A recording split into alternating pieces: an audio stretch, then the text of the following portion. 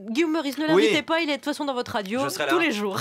Moi, je vais vous raconter ma soirée d'hier. Voilà, une belle soirée. Une belle soirée. J'étais à une cérémonie satirique qui s'appelait les Bobards d'Or, qui récompensait les plus gros mensonges médiatiques de l'année.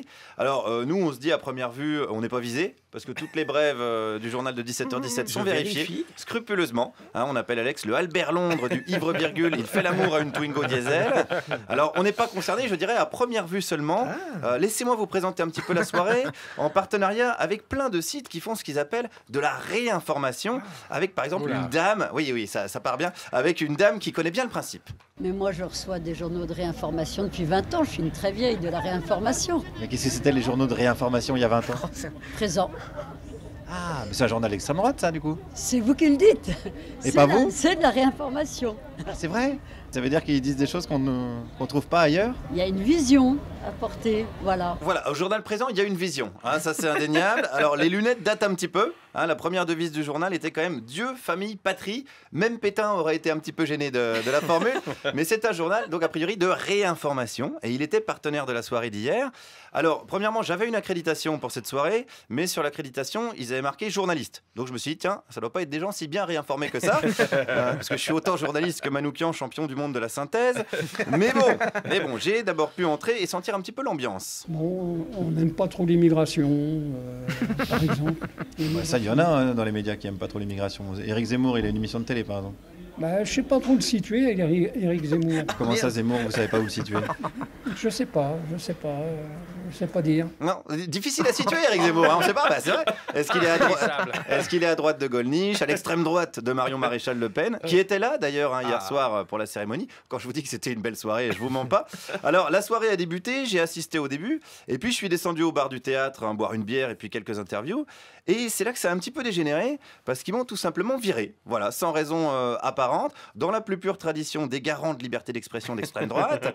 Impossible de rentrer dans la salle. Alors, j'aurais pu me battre hein, avec le service d'ordre. Je pense que j'avais mes chances. Ok, au Scrabble, hein, bien sûr. Au Free Fight, je suis un petit peu juste en ce moment. Alors, je suis quand même resté devant la salle toute la soirée jusqu'à la fin. Ce qu'il faut retenir, c'est que pour les spectateurs des Bobards d'Or, la presse est sous contrôle, mais pas de n'importe qui. La presse n'est pas libre et elle est anti-nationale. Elle n'est pas anti-marxiste, elle n'est pas anti-théorie de gauche. Vous trouvez ça vraiment? Je trouve que c'est une évidence. Regardez qui subventionne les médias en France et quelles sont les cibles des médias. Alors, bonne question. Qui subventionne les médias? On le sait. Que des marxistes-léninistes, hein, le camarade Dassault, camarade Lagardère, le camarade Pigasse, enfin l'international du prolétariat ouvrier, quoi. Et quant aux cibles, c'est vrai que ce sont les nationalistes. Florian Philippot n'est quasiment jamais invité sur ces chaînes-là. Enfin, pas plus d'une fois par quart d'heure, en tout cas. Il faudra d'ailleurs penser à lui fabriquer un hologramme à Flo-Flo, sinon il va fatiguer. Donc, les médias rouges nous mentent. Exemple de Bobard pour cette dame. Par exemple, du petit Ayhan, le petit Syrien trouvé sur la côte turque. Ça, c'est un Bobard, ça? La manière dont il a été monté, en tout cas, est un Bobard, parce qu'on a totalement évacué l'attitude du père, qui n'était pas du tout un réfugié, qui voulait aller se faire poser des implants au Canada. Oui, il fuyait pas la misère, ce papa syrien. Il avait juste rendez-vous chez le dentiste, en fait, à Montréal. Et puis, comme il n'était pas pressé, il a pris le bateau, quoi. Voilà. Puis après, vous connaissez la suite. Le petit a voulu écouter Henri Dess. Voilà, il a acheté par le soir. Enfin, l'histoire classique d'un père à bout de nerfs, quoi. Alors, attendez, rigolez pas, parce que les humoristes de France Inter, et d'ailleurs, hein, ont eu leur moment de gloire hier soir, puisqu'ils ont diffusé un clip avec plein d'extraits de nos chroniques, un petit compte rendu. Ils ont fait un bon tri, vous avez eu beaucoup de succès, c'est vrai. Moi? Oui, mais je me demande si vous n'avez pas eu un Bobard de bronze. J'ai eu un Bobard de bronze, moi? Oui, il me semble. Oui. Ah bah merde, j'étais même pas dans la salle en plus. C'est con. Alors vérification faite, ce monsieur s'est planté, hein. Je l'ai pas eu finalement. Ouais. Décidément, les gens qui se réinforment, ils ont pas l'air hyper bien informés. D'ailleurs, concluons avec une brave dame qui s'informe sur ses sites internet. Sur internet, on arrive quand même à trouver des vérités.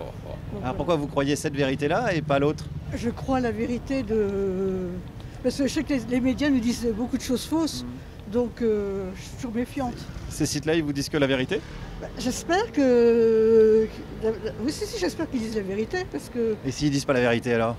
je me suis fait tromper comme par les médias normaux. Ah bah merde alors. Si ça se trouve, va falloir commencer par réfléchir et faire un travail d'esprit critique. Bon, bienvenue quand même dans l'ère de la post-vérité, celle où Donald Trump deviendrait bientôt président de SOS Racisme, celle où Florian Philippot pourra dire 12 conneries en même temps, et celle où l'extrême droite française se cache sous des cérémonies rigolotes. Guillaume Meurice, merci pour tous les risques que vous prenez.